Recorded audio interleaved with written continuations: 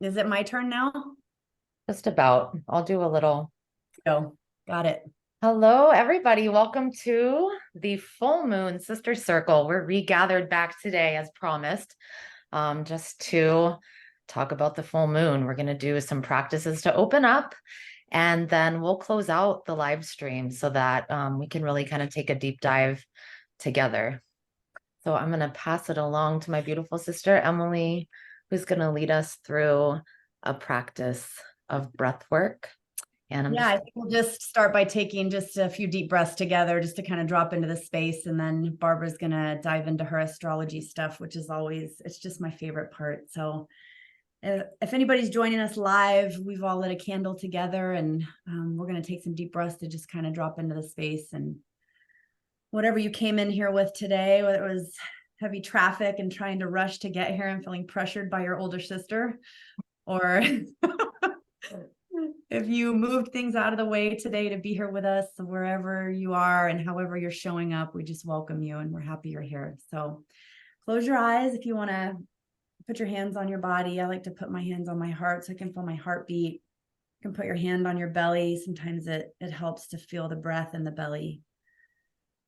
We're just going to take a nice deep inhalation through our nose. Breathing in some love and some peace and some calm. We're going to hold it at the top. Take another little sip of air at the top as much as you can.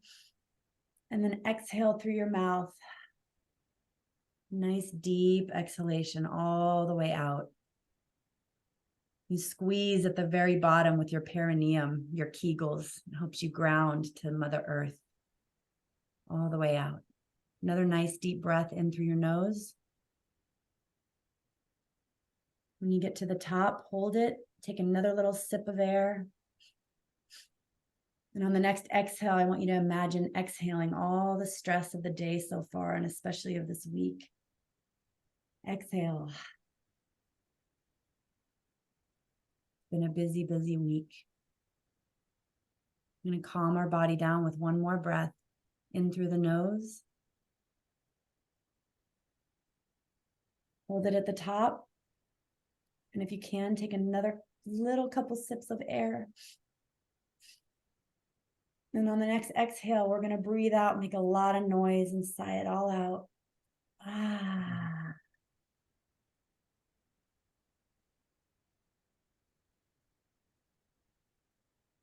All right, go ahead and gently open your eyes back to the space. I like to give myself a little shake. Shake the day out. Yes.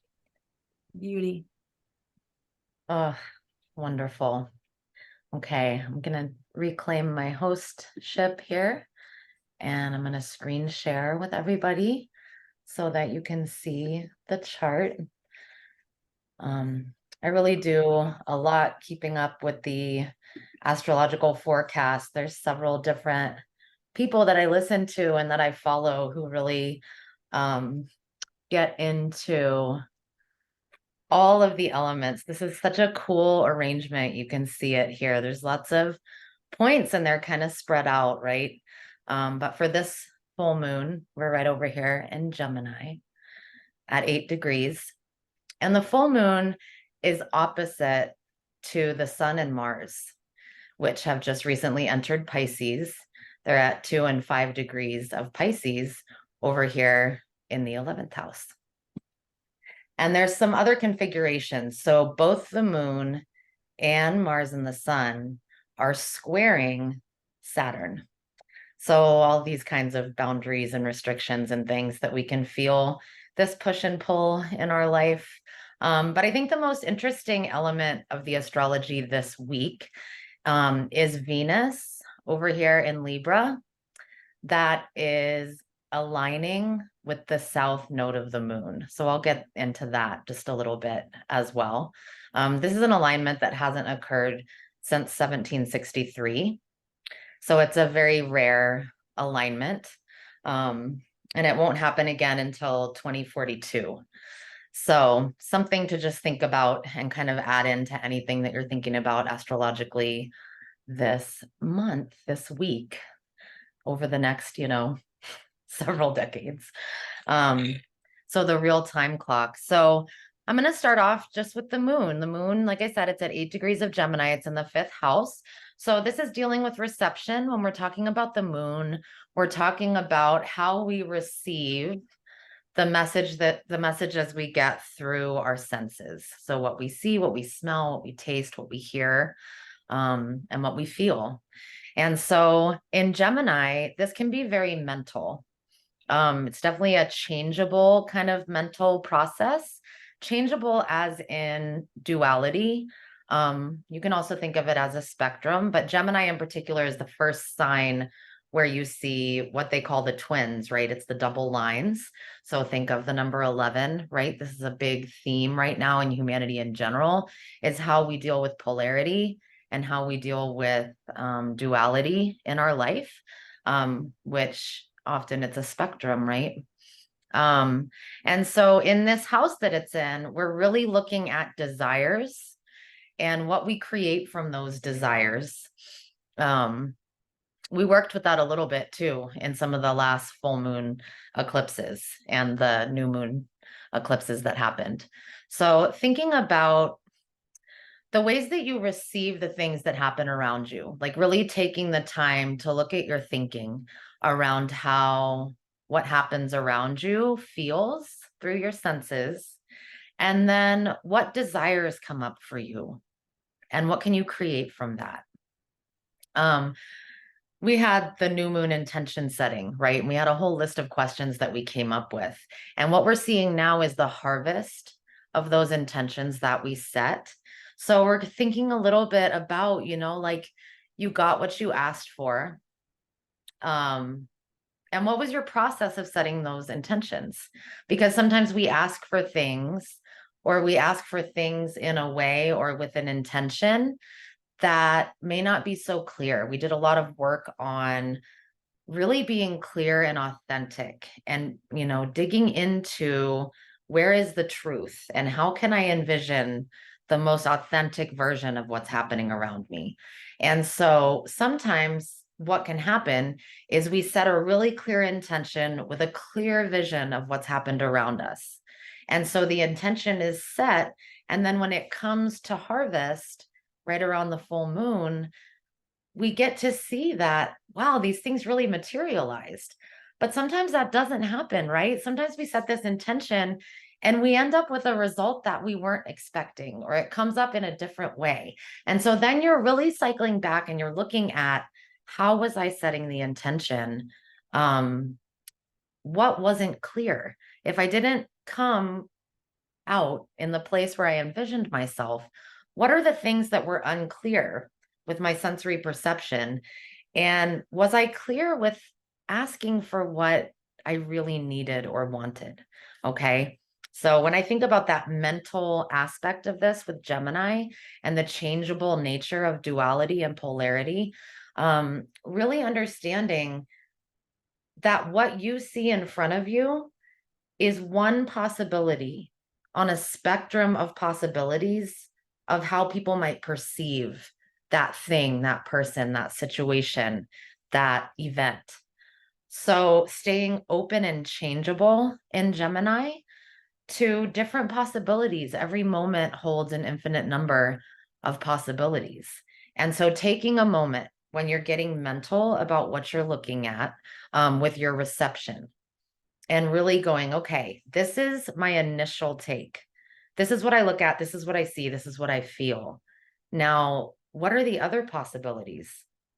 What could I be missing?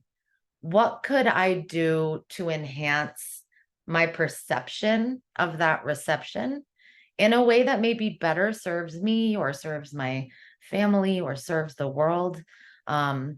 To, like we talked about at the new moon, move away from acting out of fear and move into acting out of love. So like I said, this full moon in Gemini in the 5th house of our desire and our creation, what we do with that perception, is square to Saturn in Pisces in the 2nd house. And so what that's going to look like is some tension, some sort of tension. Saturn represents boundaries, rules, kind of architecture that we're working within, okay? Which can be good. You can set good boundaries too, right? A lot of people have this kind of negative connotation with the word boundaries. But just to be clear, it's a container that we're working within. Um, Saturn is in Pisces in the second house. And so in Pisces, we're really looking at evolution. Pisces is this very kind of like primordial space that's associated with Neptune as well, which can look like confusion, but it can also look like these really collective energies that are working together towards our evolution. And so, how are you taking tensions that you might be sensing in your life right now and using the energy of Saturn, which is boundaries, contracts? What kind of contracts are you making with yourself, with your loved ones, with events that are occurring in your life to approach evolution for yourself using those boundaries? And we're in this house of values, possessions, resources, earnings, money. So this could look like also like things that are yours, like your home space, your bedroom, your furniture, your dishes. It could really look like a lot of things, but it could also be, you know, a checking account or an investment that you've made or a business that you own. So finding some evolution in the way that you are handling the contracts, boundaries, and restrictions in your life around your resources. And it's going to be a tension. So with these tensions that we feel with a square like this, a planetary square, essentially the tension is either going to cause you to act to relieve the tension, or the tension is just going to remain tension. So we've got to think about how we're going to act in some way through these contracts and these boundaries. So it's not a kind of energy where you're just sitting back and observing. This is a kind of energy where you're going to have to make a decision. You're going to have to make a choice of some sort. Also, the full moon, which is square Saturn, is also opposite, like I said, the sun and Mars in Sagittarius in the 11th house. So that's right over here. Sorry, I'm not circling the things, but it kind of helps to see. So here's the moon, and here is the Mars Sun conjunction over here in Sagittarius in the 11th house. Sagittarius is a really wonderful, playful energy. It's very adventurous. Sagittarius looks like either kind of like a wanderlust kind of fun, adventurous energy, or it looks like a divine mission sort of an energy. So Mars is how the soul asserts itself. It's can be like a fight or flight kind of energy. Like when are you the prey and when are you the hunter, right? So really, how are you asserting yourself right now in conjunction with and united with the energies of the sun, which is your raw being? So who you are at your core is going to help guide how you act through this tension square with Saturn having to do with your resources and the things that you have, what you possess. And this is opposite to and square to the moon energies of what makes you feel nurtured. What is your reception, you know? And how do you nurture others? So use that nurturing energy of the full moon as a way to really help you feel through in a sensual way. Who are you at your most authentic core? And what actions are you going to take from that place of truth to create these boundaries, maybe learn some lessons about these boundaries or restrictions or containers that you're dealing with in your life over here in Pisces. And so that's really the full moon energies. And that's going to guide us into the weekend. So over the weekend on the 29th, I think is when it goes exact, Venus right here is going to be exactly opposite the north node and exactly conjunct the south node. So the south node, which is not pictured here, but it's always exactly opposite this north node. These are Rahu and Ketu, and that is your future karmas and your past karmas. The north node is your future karmas, what you're manifesting in your life, what is in your future lives. And the south node over here is your past karmas, things that you're going back over, things that you're reviewing, things that you're reliving. It could be like old lessons that are coming back up that you still have not worked through, which can be very confronting and can be very triggering for a lot of us, you know.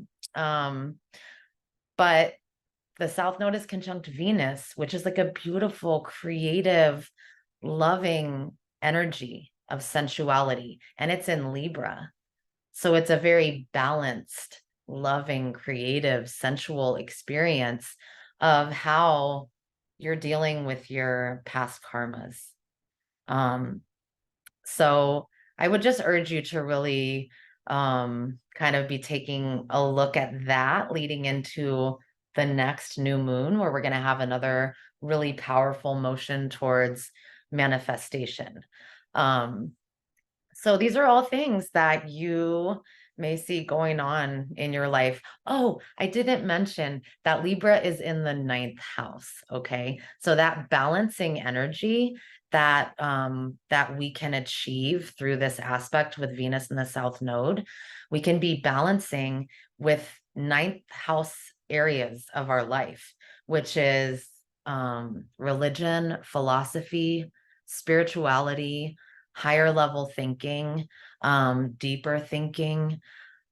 So it's a really great time for looking at your spirituality, looking at indoctrinations that you might have here in the ninth house. It's also associated with God, whereas the third house is associated with the goddess. And so there is a masculine, feminine element to this house axis, which, as we know for Venus, balancing Venus right now is kind of a big deal. Venus went retrograde back like when the Barbie movie came out.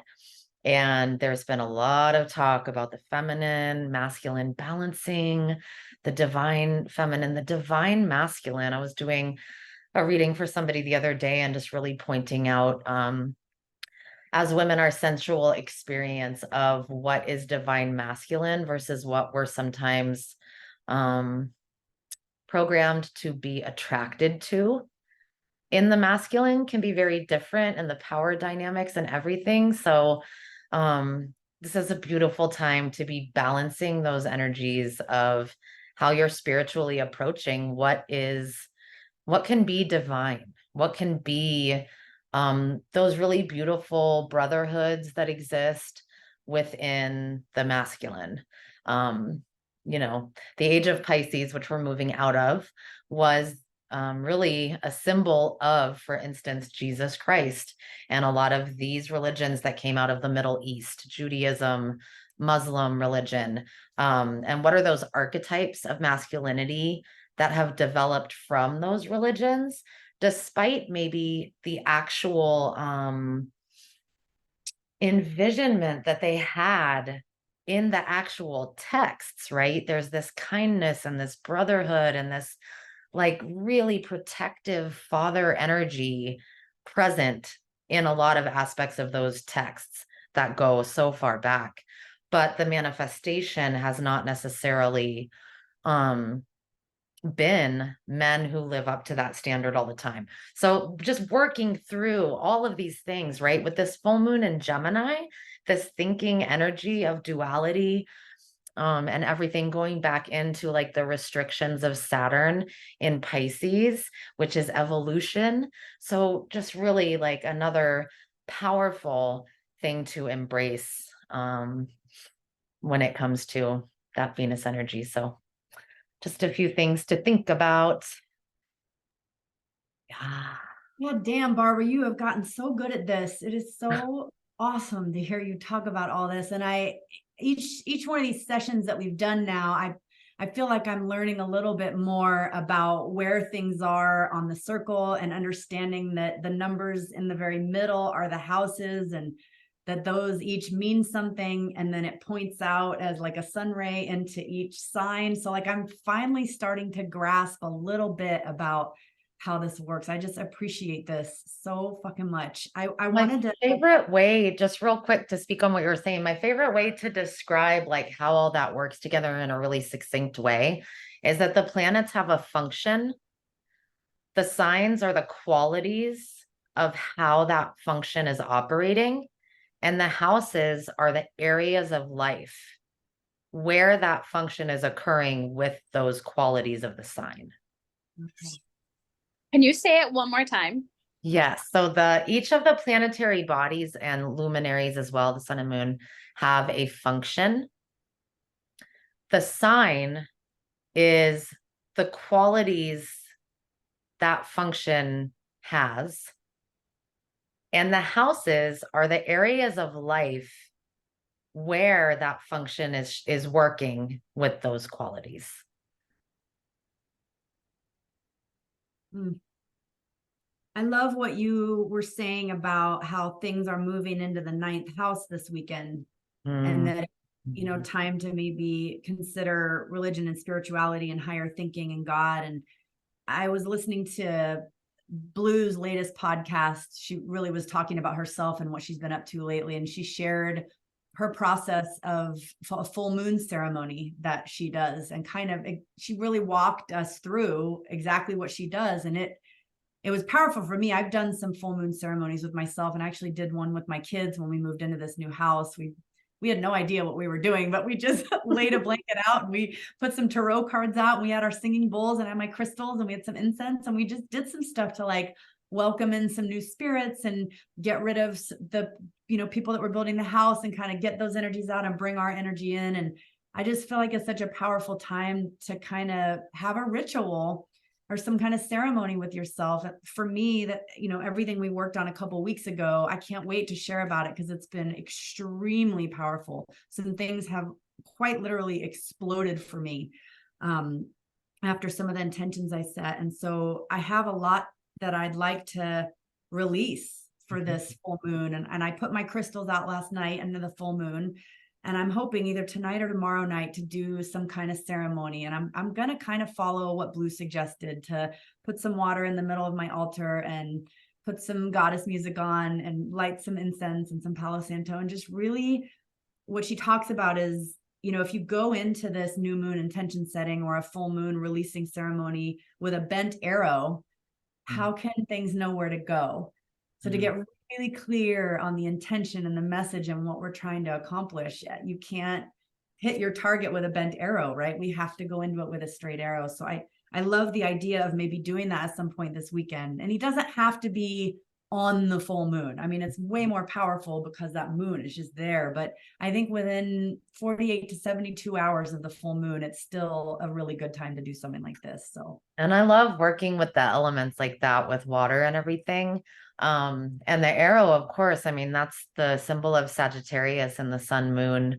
And the sun Mars conjunction. So that divine mission, it's either wanderlust or divine mission, right? Where once that arrow is straight, and you're looking to hit the target, and you do like gather the energies of the water. That woman Snow Raven, have you guys heard that woman Snow Raven? That just her vocalizations are amazing. to see her live recently. Yeah. And she did this thing, I can't remember who posted it, but it was her talking about how we've become really disconnected as humans, as women, with the energies of the earth, and that's there all the time. And really, I feel like intuitively, we have the remembrance of how to hold ceremony. We know how our soul knows, because when you go like do something like that and you sit in the quiet or under the stars or with the water or feeling the wind around a fire, like the elemental energies of the earth, just how powerful that communion is. It's always there. And why and when do we disconnect from that, right? And so the intentionality of really holding ceremony in your life when you pray, when you eat, when you meditate, when you drink water, and just feeling and sending the energy is it's everything, right? And how close can we get to touching that all the time? Touching it all the time. Love it. Beautiful. Yeah, it ties into that statement, how you do anything is how you do everything, it's just Mhm. like all of it, every little motion. So, what do you think feels good right now, Barbara? Do you think it feels good to maybe go into, I was going to take us through like a rhythmic breathing exercise today, just for a few minutes, to really kind of bring us down and get us out of all the headiness of talking about all this astrological stuff and just get us into our body and breathing. And then we'll probably shut down the live and we'll go into a private Zoom so that those of us who are on the Zoom can share. So if you want to do this sharing with us and hear what's happening and contribute yourself, definitely get into the Zoom now. The links are on both my sister and my pages if you need to get access, and one of us will let you in. Do you want to play some music while we do this? You want me to pass the host back to you? Okay. Yeah. I'm starting to get pretty good at this. Let's see if I can do it again. Mic check, mic check.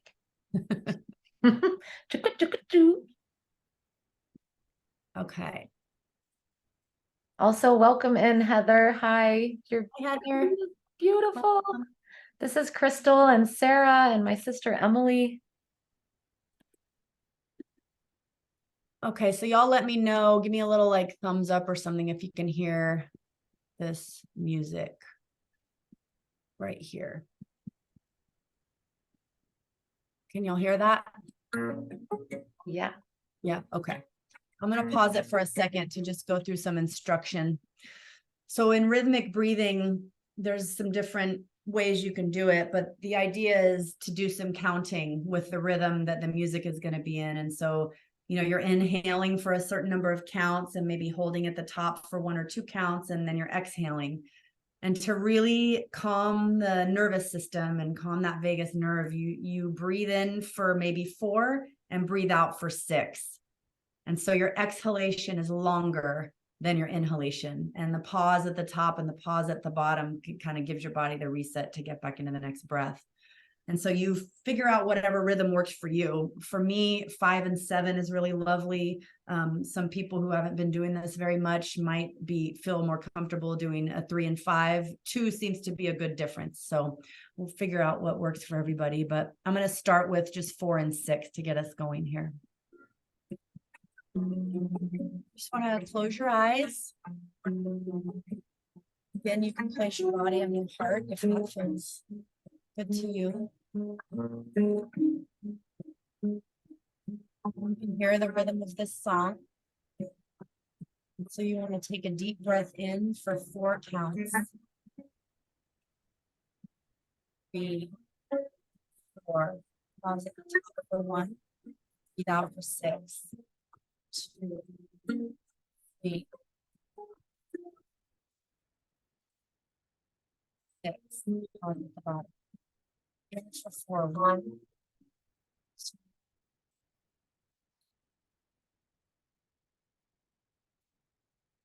6.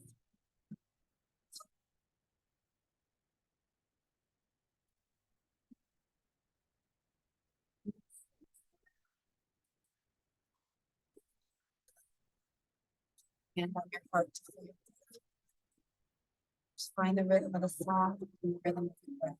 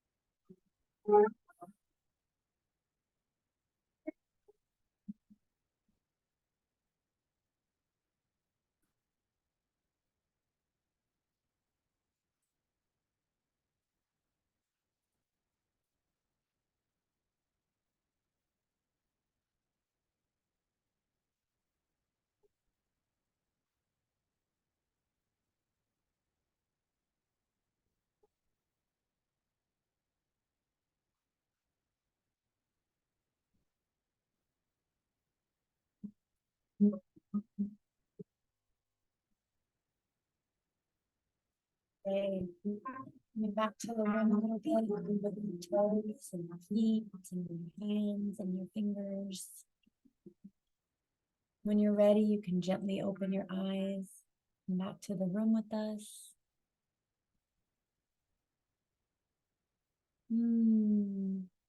Barbie, you can take back over. Bring us out a zoomy zoom. And we'll go into some live sharing together with each other in private now.